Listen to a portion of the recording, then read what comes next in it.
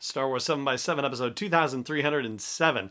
Well, Mando Mondays happened, the first of the ongoing Mando Mondays, right? There was that one-shot one that happened last month, but this is the first of a number of them that are going to be happening before and after the release of new episodes of Season 2 of The Mandalorian. And it's not so much the toys. Other podcasts will talk about all the toys that they released, but there are storytelling elements that were revealed as part of this, and we're going to talk about some of those today. Punch it.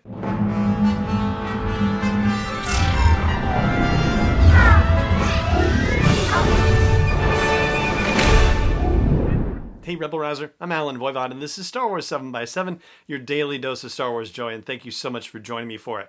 So, as I said at the top, it's not so much that there are new toys revealed as a result of these Mando Mondays events.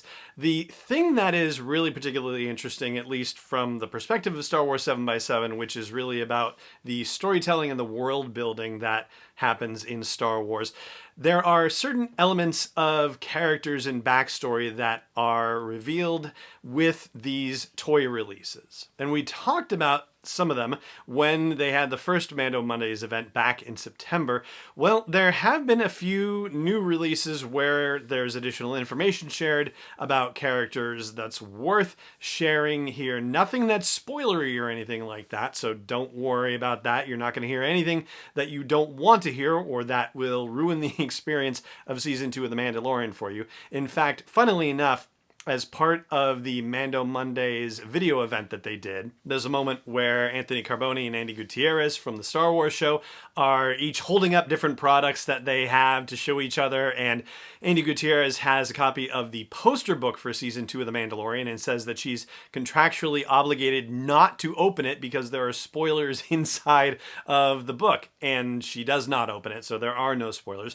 And there are no spoilers from the stuff that we're going to talk about as well. First of all, as part of the character description for The Mandalorian, in the previous Mando Mondays event, he was described in the packaging information as a battle-worn and tight-lipped, formidable bounty hunter in an increasingly dangerous galaxy.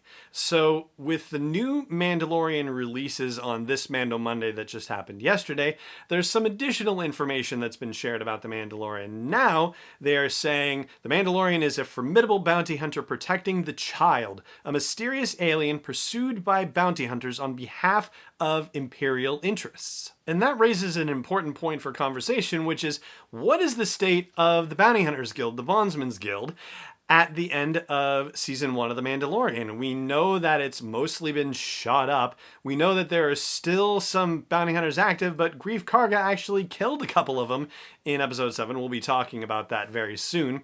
And we know that he went up against the Empire, so yeah, this is a really kind of an intriguing question. We know that he is not necessarily in immediate danger, especially the way we see him walking around in Season 2 footage with Cara Dune meeting up with the Mandalorian on Navarro. Like, he's not trying to hide, he's right out in the open. And for the first time, there is now a Greef Karga action figure. Actually, there are a couple of them, depending on the particular collection, whether it's the vintage or the retro or the Black Series or whatever.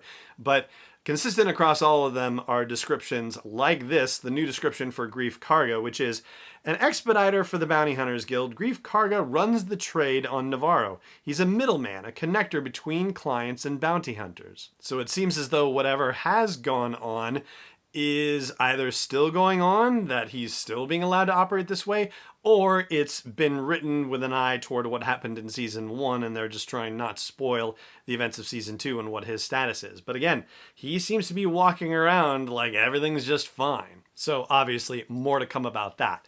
There are a couple of other new character descriptions that have been shared. I believe we actually shared the Cara Dune one. We talked about this one previously because I think that's already out. But just in case, here's how she's described in packaging for her action figures. It says, an intimidating brawler and crack shot, Dune has put her days of military discipline behind and has now reinvented herself as a mercenary. Again, I think we talked about that one, but just in case, there it is. There's also a description for the heavy infantry Mandalorian as he's described. He is named in the credits as Paz Vizsla and voiced by Jon Favreau. He is the guy with the giant gun in The Mandalorian and the one who gets into a fight with our titular Mandalorian in episode 3. So it says about him, a born survivor, he guards a precious armory and helps to keep the flames of Mandalorian heritage flickering in this time of galactic chaos. And finally, on the action figure front, there are also versions of Moff Gideon coming to the whole action figure line as well. And here's what they say about Moff Gideon. Imperial Moff Gideon is fiercely determined to capture a specific quarry. Clever and formidable, Gideon values power and knowledge. And I suppose we have a sense of what the specific quarry is. It seems kind of funny that they might not just come right out and say that he's after the child, but I think that's what we all presume. And there's one last thing about the Mandalorian and his various figures, and also about the Razor Crest as well, that I want to share with you. But before we get to that, I want to take a second to say thank you again to everyone who has given a rating or review of Star Wars 7x7 on iTunes. I really appreciate it. It helps more people find it and get that daily dose of Star Wars joy in their lives. But if you haven't happened to do that just yet, if you haven't had the time, if you haven't had the opportunity, if you haven't known quite what to say if you're writing a review, well, I hope today is the day that you will check out Star Wars 7x7 on iTunes if you're one of the listeners of it on iTunes, and give it a quick rating and give it a sentence or two review. Just what you enjoy about it, how it fits into your day.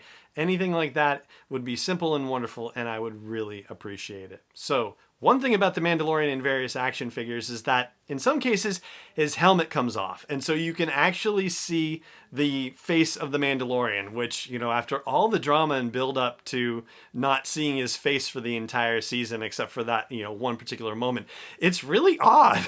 It's really odd to see him without his helmet. And yes, I know we've seen, say, Sabine Wren, for example, without her helmet, so it's not unusual to see a Mandalorian without a helmet on. There are a lot of Mandalorians we've seen without their helmets on, but because that was such a big deal, like, it is kind of weird to see the action figure with a human head as opposed to a Mandalorian helmet head. So that was odd. And the other thing has to do with the Razor Crest. So there is this big crowdsourcing, crowdfunding, I should say, promotion happening around a gigantic 3 3/4 inch scale version of the Razor Crest. And there are a couple of things that once they got enough backers for this crowdfunding project, there were additional unlocks. So basically, if they got so many, then they would throw in one thing. If they get so many, they throw in another.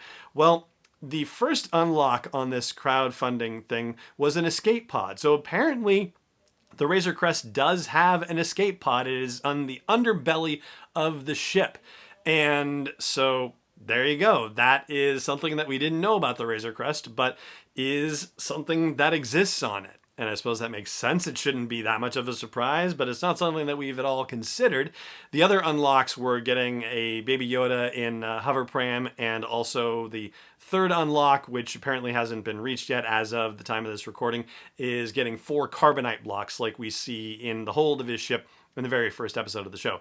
But the fact that the Mandalorian's ship, the Razor Crest, has an escape pod, well, wasn't something that I had considered, but makes a lot of sense, and it's kind of neat to know that it's there. So there you go. That is going to do it for what new things we learned about characters and the Razor Crest from The Mandalorian, thanks to this first edition of Mando Mondays leading into the first episode of Season 2 of The Mandalorian. And that's going to do it for this episode of the show as well. Thank you so much for joining me for it as always, and may the Force be with you wherever in the world you may be.